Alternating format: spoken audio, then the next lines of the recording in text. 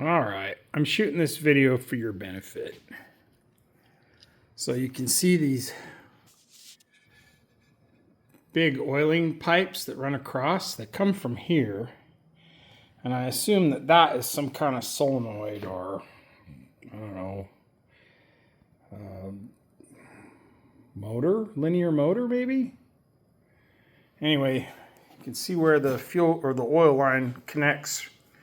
And I imagine that comes right off the, yeah, you can see where it comes right off the oil pan.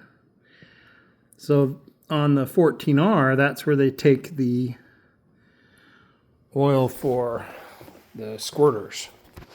But anyway,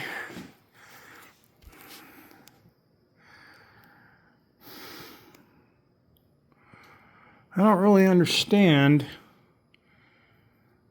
Well, unless it just needs, oh, one's a go and one's a return. That would be my guess.